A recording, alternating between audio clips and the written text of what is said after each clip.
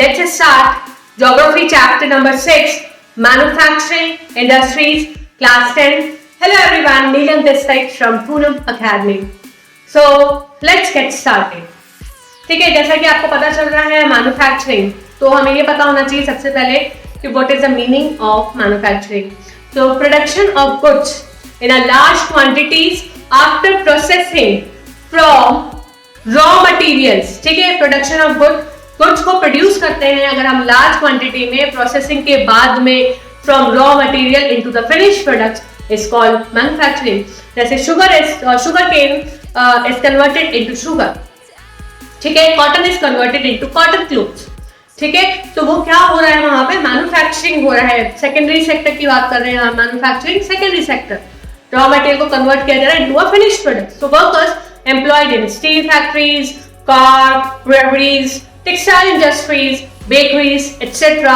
fall into secondary activities. क्योंकि secondary activities में क्या होता है, secondary sector में क्या होता है, conversion of raw material into a finished product with the use of machines. ठीक है, so यहाँ पे हम बात करते हैं what is the importance of manufacturing. क्या importance है manufacturing का?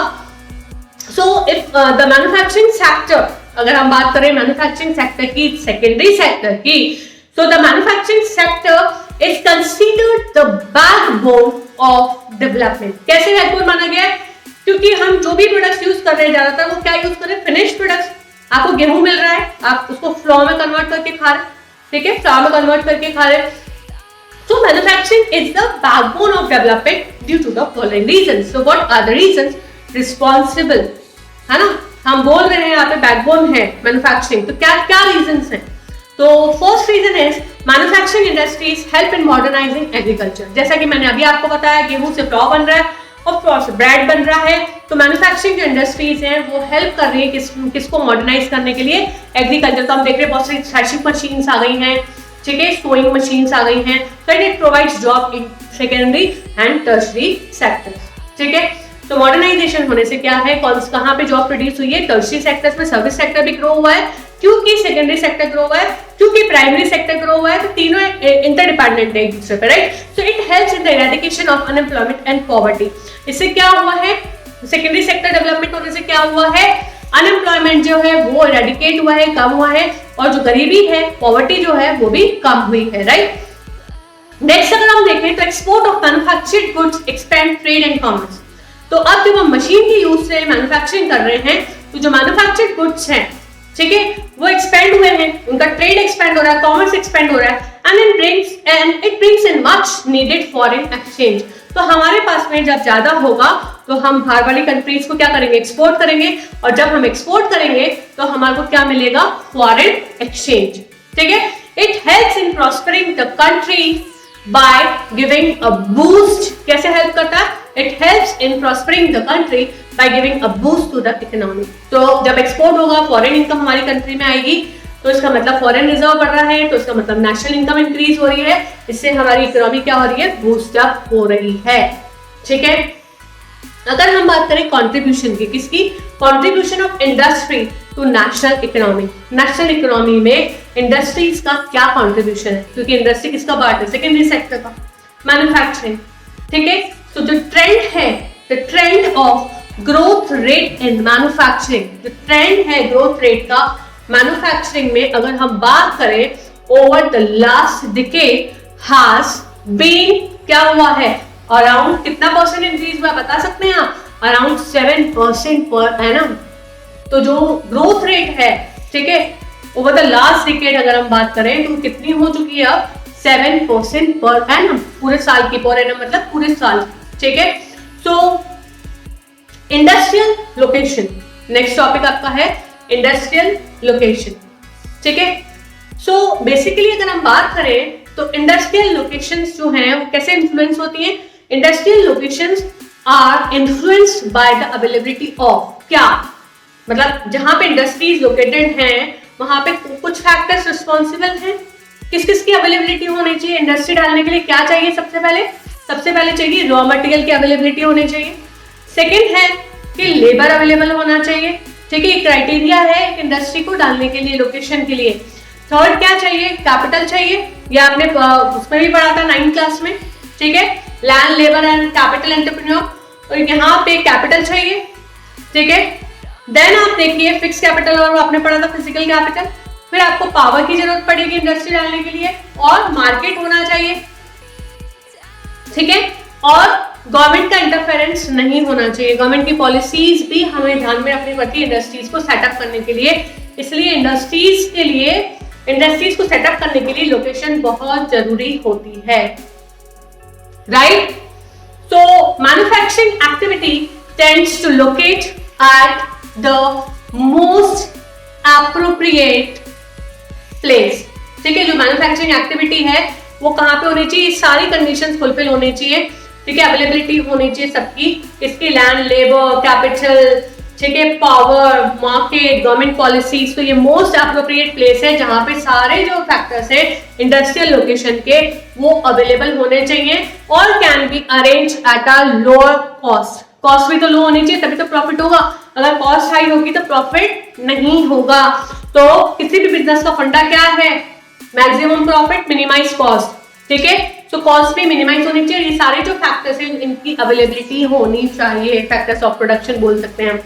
तो अगर हम बात करें, ठीक है, तो आपको बुक के अंदर एक फ्लो चार्ट दिया गया है जिससे कि आपको पता चल रहा है कि कैसे ये सब एक दूसरे से लिंक्ड है, ठीक है। इंडस्ट्रीज को डालने के लिए लोकेशन क्यों इंपॉर्टेंट है, ठीक है।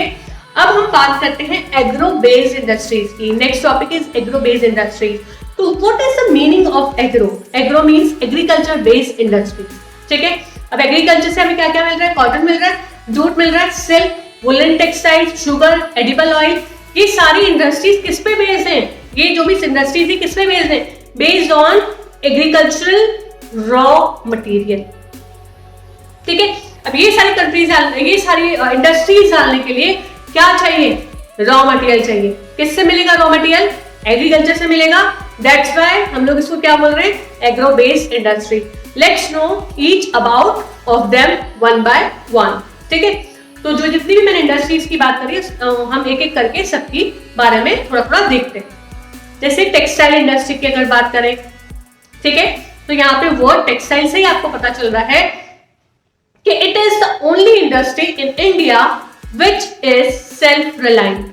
ये एक ऐसी इंडस्ट्री है इंडिया में जो कि सेल्फ रिलायंट है, हमें बाहर से कुछ लेने की जरूरत नहीं पड़ती और अपने आप में कंप्लीट है in the value chain, that is from raw material. Value chain क्या है यहाँ पे? That is from raw material to the highest value added products, ठीक है। तो हम बोल सकते हैं टेक्सटाइल में हम सेल्फ सफिशिएंट है, रॉ मटेरियल भी हमारे पास में अवेलेबल है to the highest value added products. तो it contributes to industrial production, ठीक है। ये क्या कंट्रीब्यूट करती है textile industry? It contributes to industrial production, employment generation, employment भी जनरेट हो रहा है टेक्सटाइल इंडस्ट्री से क्योंकि हम सेल्फ रिलायंट है, एंड फॉरेन एक्सचेंज अर्निंग्स, और हम सेल्फ रिलायंट है यानी कि जो भी एक्स्ट्रा प्रोडक्शन हो रहा है उसको हम क्या कर रहे हैं? एक्सपोर्ट कर रहे हैं, उससे हमारे पास में क्या आ रही है? Foreign earning, right. Second industry की बात करते हैं हम, दैट इज कॉटन टेक्सटाइल, ठीक है। This industry has close links with agriculture, again ये एग्रो बेस्ड इंडस्ट्री है, इसके क्लोज लिंक्स है किसके साथ में? एग्रीकल्चर के साथ में, and provides a living to farmers, ठीक है। और ये किसको सोर्स ऑफ इनकम प्रोवाइड कर रही है? फार्मर्स को, कॉटन बॉल जो प्लकर्स हैं उनको, और जो भी वर्कर्स एंगेज हैं किसमें? इन गिनिंग। पता है ना आपको स्पिनिंग यार्निंग, वो आपने पढ़ा, यार्न को कन्वर्ट किया जाता है कॉटन इनटू यार्न, देन फिर सारा प्रोसेस होता है spinning, ginning, weaving, dyeing, designing, packaging. तो अब यहाँ पे देखिए हर सेक्टर के लिए अलग अलग लेबर है, अलग अलग लोग जो है वो एम्प्लॉयड हैं, टेलरिंग, हैंड स्विंग, और फाइनली जो आपके पास में आप लेगिंग्स पहन रहे हैं, आप ब्लेजर्स पहन रहे हैं, तो जो भी आपके पास में फाइनल प्रोडक्ट आ रहा है वो ये सारे प्रोसेस से बन के आ रहा है, राइट। तो it suppose many other industries, ये इंडस्ट्रीज और इंडस्ट्री को भी सपोर्ट करती है, जैसे केमिकल्स एंड डाइज, क्योंकि डाई होता है कपड़ा, कपड़ा तो बन गया लेकिन ऐसा थोड़ी व्हाइट कलर का ही कपड़ा आ रहा है, डाई होगा वो, तो केमिकल्स की जरूरत होगी, packaging materials and engineering works, ठीक है। तो यहाँ पे देखिए कितने लोगों को इस इंडस्ट्री ने एम्प्लॉयमेंट दे रखा है, राइट। नेक्स्ट अपन देखते हैं जूट टेक्सटाइल्स। नेक्स्ट इंडस्ट्री कौन सी आ गई अभी? जूट टेक्सटाइल्स, ठीक है। सो अगर मैं बात करूं इंडिया की, तो India is the largest producer of raw jute. तो इंडिया है वो लार्जेस्ट प्रोड्यूसर है raw jute and jute goods का, ठीक है। तो इंडिया में बहुत अच्छा प्रोडक्शन होता है किसका? Raw jute. कहां से आती है? एग्रीकल्चर से अगेन, ठीक है। मोस्ट ऑफ द मिल्स जो है वो कहां पे लोकेटेड हैं? जूट मिल्स वेस्ट बंगाल में। आप इसको लर्न करेंगे mainly along the banks of the Hooghly river. और मेनली कहां पे है, किसके किनारे पे है इंडस्ट्रीज? हुगली रिवर के किनारे पे है, ठीक है। तो बहुत छोटा सा दिया हुआ है, ये आपको बहुत डिटेल में नहीं जाना है, एक बार please go through it, right. Next हम बात करते हैं शुगर इंडस्ट्री। शुगर इंडस्ट्री, तो इंडिया स्टैंड सेकेंड, ये आ सकता है आपका 1 मार्क में, India stand second as the world producer of sugar, ठीक है। But occupies the first place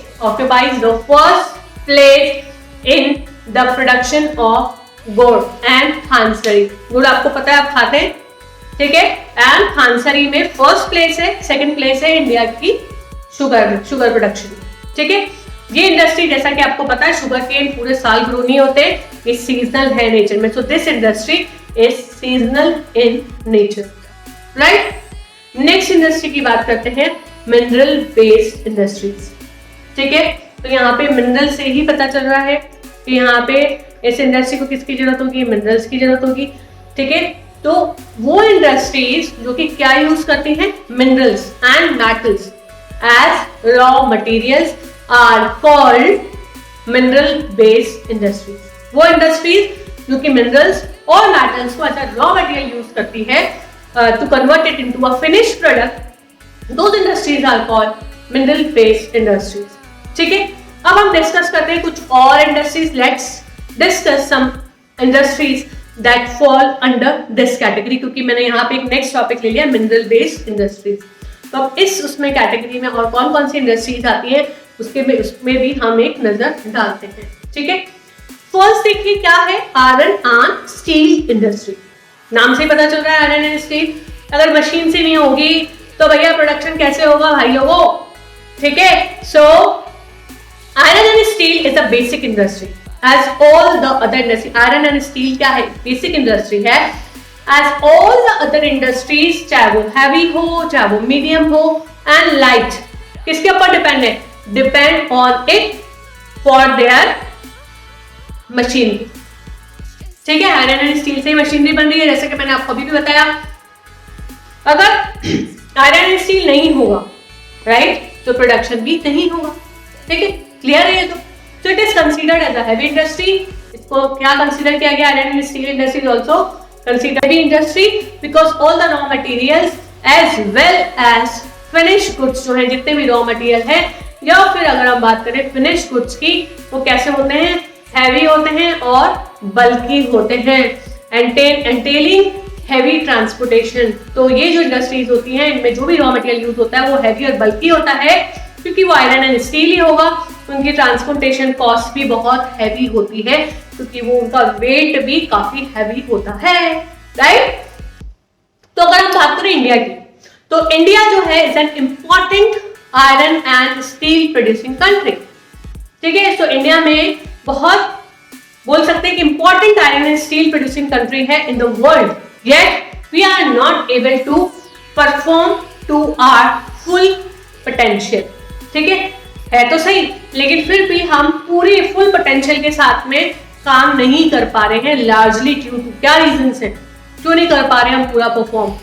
because एक तो जैसा कि हमने पढ़ा, हेवी रॉ मटेरियल है, बल्कि है, बहुत भारी है, हेवी ट्रांसपोर्टेशन कॉस्ट है, तो high cost and limited availability of coking कोल।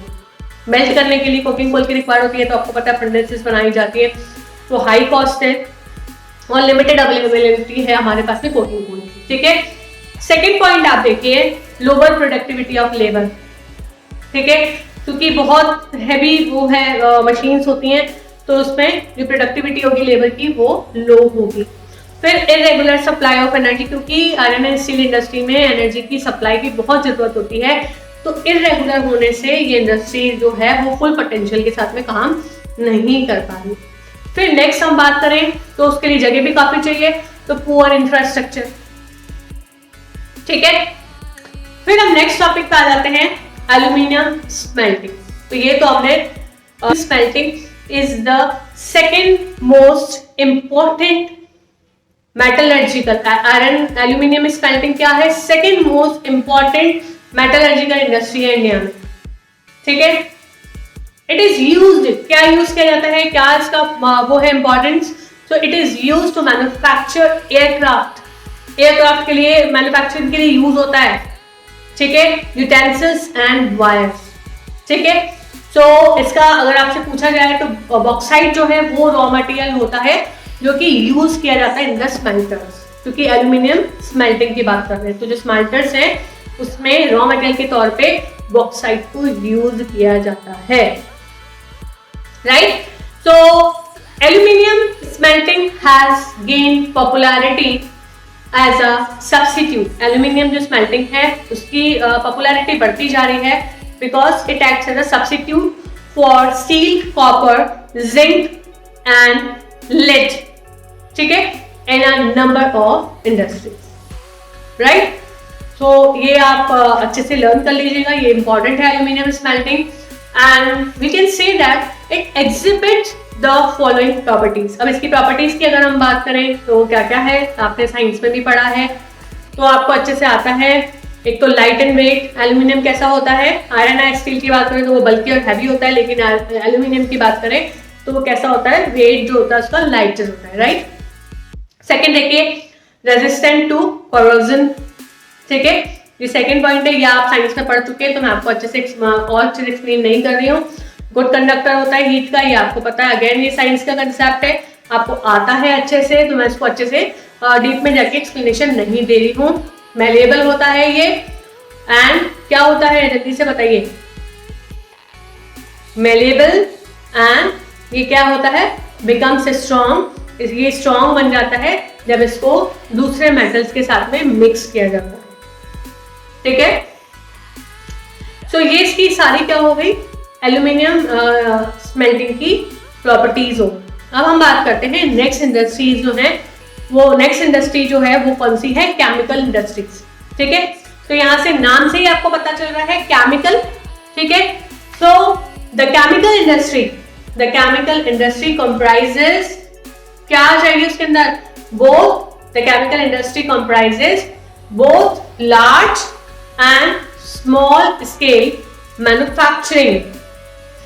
ठीक है, यूनिट्स। ठीक है, केमिकल की अगर हम बात करें तो लार्ज स्केल पे भी होता है और स्मॉल स्केल पे भी छोटे छोटे क्या है, मैन्युफैक्चरिंग यूनिट्स हैं। ठीक है, rapid growth has been recorded in both inorganic and organic sectors। Rapid growth इसकी रिकॉर्ड की गई है, चाहे वो इनऑर्गेनिक हो चाहे वो ऑर्गेनिक सेक्टर्स हो।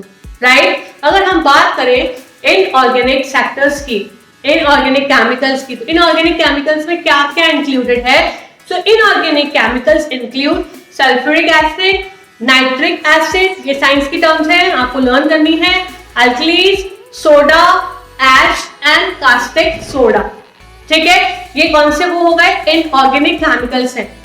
ठीक है, तो ये पूछा जा सकता है 1 मार्क में कि या 2 मार्क्स में, what is the difference between the organic chemicals and inorganic chemicals. तो आपको ये पता होना चाहिए, ऑर्गेनिक केमिकल्स इंक्लूड, क्या क्या इंक्लूड है ऑर्गेनिक केमिकल्स में, पेट्रोकेमिकल्स, क्योंकि यूज किया जाता है किसकी मैन्युफैक्चरिंग के लिए, manufacturing synthetic fibre, synthetic fibre की मैन्युफैक्चरिंग के लिए पेट्रोकेमिकल्स जो हैं उनको यूज किया जाता है। सिंथेटिक रबर प्लास्टिक्स के लिए भी इसको यूज किया जाता है, डाइस्टक्स के लिए भी यूज किया जाता है, ड्रग्स के लिए भी यूज किया जाता है, एंड व्हाट, एंड फार्मास्यूटिकल्स जो इंडस्ट्रीज हैं उनमें भी इसका यूज किया जाता है। ठीक है, ऑर्गेनिक केमिकल्स। नेक्स्ट हम बात करते हैं फर्टिलाइजर इंडस्ट्री। ठीक है, तो अगर हम बात करें फर्टिलाइजर इंडस्ट्री, तो यहाँ पे आपको पता चल रहा है फर्टिलाइजर मतलब क्या होता है, ये आप पढ़ चुके हैं ना fertiliser.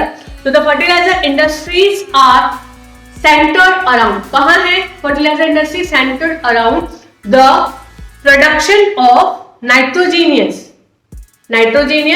Fertilisers. Nitrogenous fertilizers fertilizers means mainly urea जो बोल सकते हैं हम, ठीक है। फॉस्फेटिक फर्टिलाइजर्स की बात करें वहां पे होती है centred around, and ammonium phosphate, ठीक है, जिसे हम DAP भी बोलते हैं, एंड कम्प्लेक्स फर्टिलाइजर्स, ठीक है।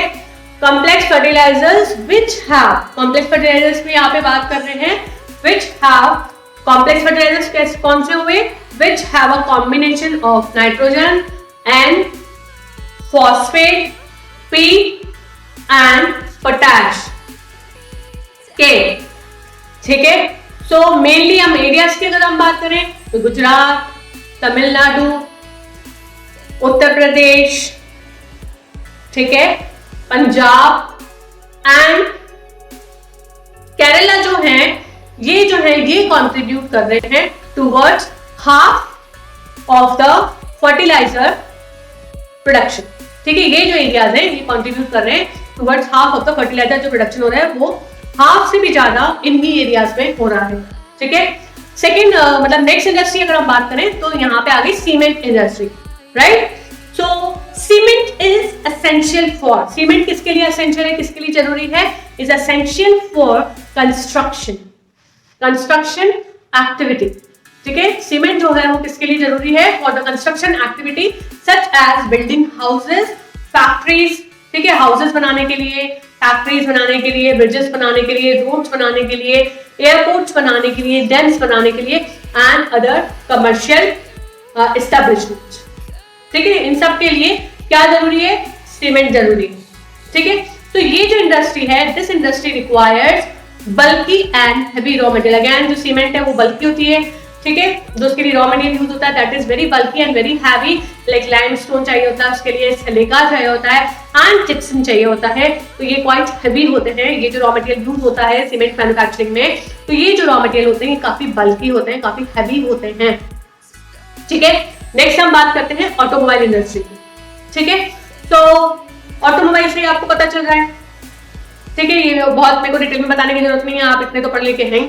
This industry deals with the manufacturing, ये जो इंडस्ट्री है ये किससे डील करती है, मैन्युफैक्चरिंग। क्या क्या बनता है यहाँ पे, manufacturing of trucks, buses, automobiles की बात हो रही है तो trucks, buses, cars, motorcycles, scooters, three wheelers, है ना, थ्री व्हीलर्स आ गए, एंड और कौन से आएंगे, एंड मल्टी यूटिलिटी जो व्हीकल्स हैं वो जो हैं वो सब किसमें आते हैं, ऑटोमोबाइल इंडस्ट्रीज में आते हैं।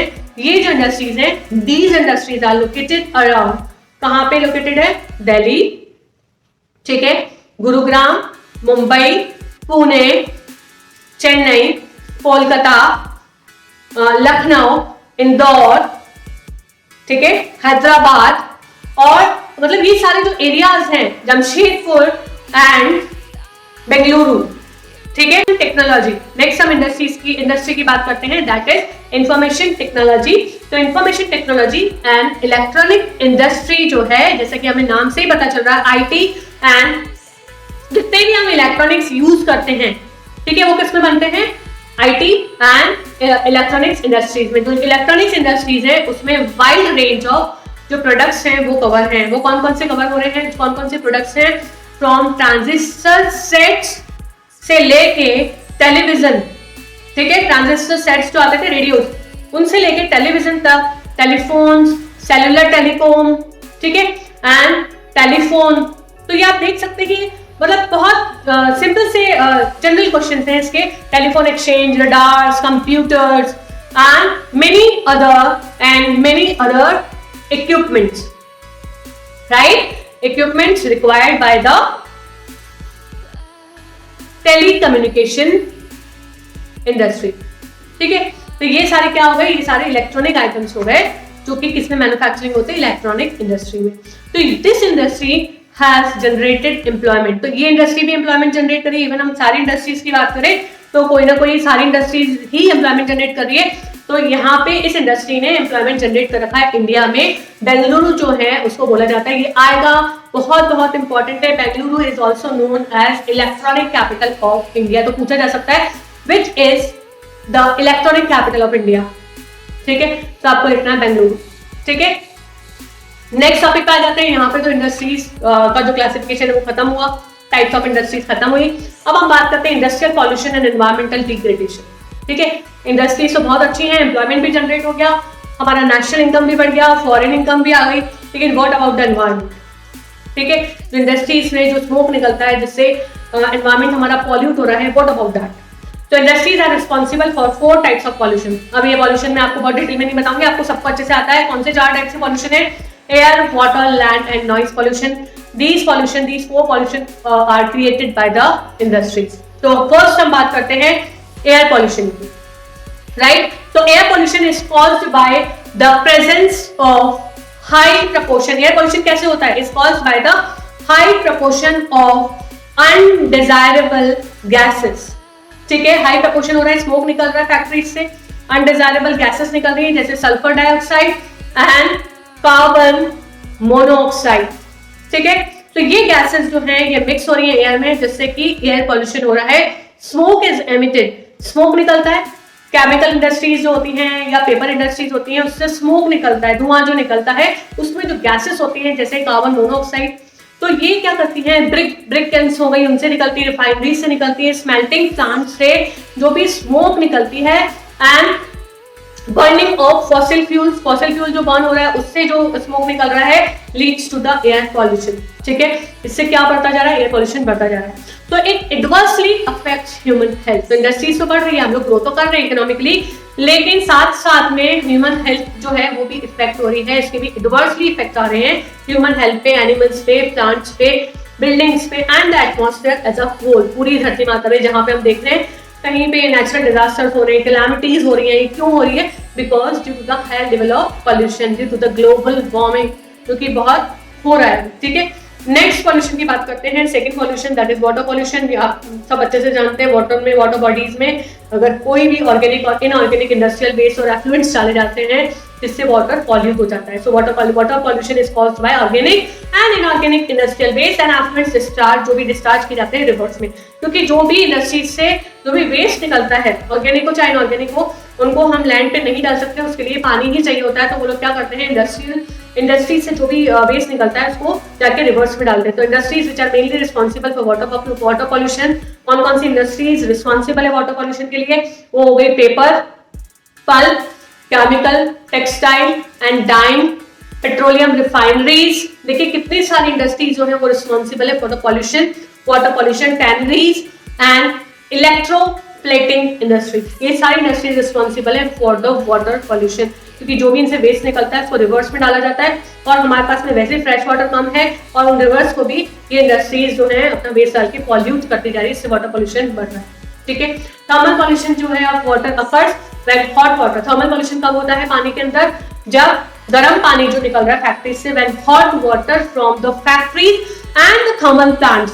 ठीक है, जो हॉट वाटर निकल रहा है फैक्ट्री से और थर्मल प्लांट से, उसको कहाँ पे ड्रेन कर दिया जाता है? Drain into the rivers and ponds before cooling. उसको कूल डाउन नहीं होने देते, उसको जो भी पानी निकल रहा है थर्मल प्लांट से उसको सीधा ड्रेन किया जाता है रिवर्स के अंदर, उससे भी वाटर पॉल्यूशन हो रहा है। ठीक है, नेक्स्ट सॉइल पॉल्यूशन की बात करते हैं, noise pollution. Noise pollution is the propagation of noise. Propagation मतलब फैलना, नॉइज का फैलना, with harmful impact on the activity of human और एनिमल लाइफ। ठीक है, तो हमारे जो ईयर्स हैं वो एक लिमिटेड उसमें ही साउंड को सुन सकते हैं। ठीक है, लेकिन ओवर होगा तो हमारे ईयर्स हमारे क्या हो जाएंगे, हम धीरे धीरे डेफ होने लग जाएंगे। So it results in irritation होगा, एंगर होगा, हियरिंग इम्पेयरमेंट होगा, हमें कम सुनाई देगा, हार्ट रेट इंक्रीज हो जाती है, ब्लड प्रेशर इंक्रीज होता है। तभी हम देखते हैं कितनी सारी लोगों को ब्लड प्रेशर जो है वो हाई हो जाता है, इनके हाई जो हार्ट रेट है वो इंक्रीज हो जाती है। वो क्यों होता है? Due to the noise pollution. तो नॉइज पॉल्यूशन रिस्पॉन्सिबल है उसके लिए। तो control of environmental degradation, this is the next topic. So कैसे कंट्रोल किया जाए of environmental degradation? So here are some ways, कुछ ऐसे यहाँ पे तरीके दिए गए हैं जिससे कि हम क्या कर सकते हैं, through which industrial pollution can be reduced. कुछ ऐसे यहाँ पे तरीके दिए गए हैं जिससे हम इंडस्ट्रियल पॉल्यूशन को रिड्यूस कर सकते हैं। तो what are the ways? So first क्या करना चाहिए हमें?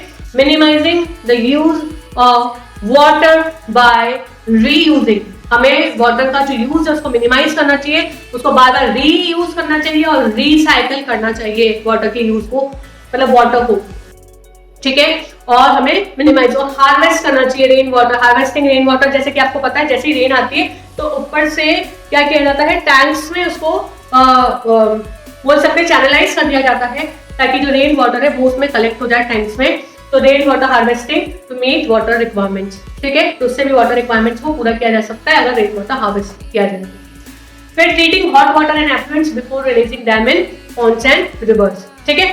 तो जो हॉट वाटर निकल रहा है थर्मल वाटर प्लांट से, उसको पहले कूल डाउन किया जाए और उसके बाद में उसको रिवर्स और पॉन्ड्स में डाला जाए, तो उससे भी वाटर पॉल्यूशन क्या होगा, कम होगा, ठीक है। नेक्स्ट देखिए, particulate matter in the air can be reduced. जो मैटर निकल रहा है, जो स्मोक निकल रहा है एयर में, उसको भी रिड्यूस किया जाता है by fitting smoke stacks to the factories. Smoke stacks अगर लगा दीजिए फैक्ट्रीज में, तो जो स्मोक निकल रहा है, जो हार्मफुल गैसेस आ रही हैं, है ना, वो उसमें नहीं आएगी, क्योंकि उसको किसके साथ में अटैच किया जाएगा, with electrostatic precipitators, fabric filters, और क्या चाहिए इसके लिए, स्क्रबर्स एंड इनर्शियल सेपरेटर्स। अगर ये उनके साथ में अटैच कर दिया जाए तो जो हार्मफुल गैसेस आ रही है, कार्बन मोनोऑक्साइड, वो एयर में नहीं आएगी और उससे एयर पॉल्यूशन कम होगा। तो हर जो मतलब जो हमने पढ़ा था कि जो भी इंडस्ट्रीज जो भी एयर पॉल्यूशन के लिए रिस्पॉन्सिबल है, उनको ये करना चाहिए। Smoke can be reduce by using oil और गैस। स्मोक को रिड्यूस किया जा सकता है अगर ऑयल और गैस का यूज किया जाए instead of coal in factories में कोल की जगह पे किसका यूज किया जाए, ऑयल और गैस का यूज किया जाए, तो इसको भी रिड्यूस किया जा सकता है, right. Machinery can be redesign to increase energy. Machinery को भी वापस से रीडिजाइन किया जा सकता है, ताकि जो उसकी एनर्जी एफिशिएंसी है उसको भी बढ़ाया जा सके और नॉइज को रिड्यूस किया जा सके, ठीक है। तो उसको रीडिजाइन किया जाए ताकि उसमें से ज्यादा साउंड ना आए, जिससे कि नॉइज पॉल्यूशन ना हो और उसकी एफिशिएंसी भी इंक्रीज हो, right. So that's all from my side. If you like my content, then do subscribe my channel, hit the bell icon to receive more updates, and share this video with your friends and colleagues ताकि उनको भी help मिले। और please आप इस channel को ज्यादा से ज्यादा शेयर कीजिए, इस वीडियो को ज्यादा से ज्यादा शेयर कीजिए, ज्यादा से ज्यादा लोगों को सब्सक्राइब करवाइए चैनल को, ताकि मुझे मोटिवेशन मिले और मैं आपके लिए और भी वीडियोस लाती रहूं। और मैं सोच रही हूँ आपके लिए क्वेश्चन आंसर्स का भी वीडियो लेके आऊँ, टर्म 2 की प्रैक्टिस आपको दूं। तो उसके लिए आपको मेरी हेल्प करनी पड़ेगी। मेरी कंडीशन है कि आप अगर चाहते हैं कि मैं क्वेश्चन आंसर्स के वीडियो बनाऊं, आपकी क्वेश्चन आंसर्स की प्रैक्टिस कराऊं एंड न्यूमोनिक्स के थ्रू आपको लर्न भी करवाऊं, तो आप मेरे चैनल को ज्यादा से ज्यादा सब्सक्राइब करवाइए, ज्यादा से ज्यादा वीडियोस को शेयर कीजिए, ताकि मुझे मोटिवेशन मिले और मैं भी आपके लिए उतनी ही बोल सकते हैं मोटिवेटेड हो जाऊं कि मैं आपके लिए बहुत सारे वीडियोस बनाऊं। और मैं आपकी जेन्युइनली बहुत हेल्प करना चाहती हूं, लेकिन मेरे को भी आई नीड मोटिवेशन, ठीक है, मुझे आपकी हेल्प की जरूरत है। तो थैंक यू फॉर वॉचिंग।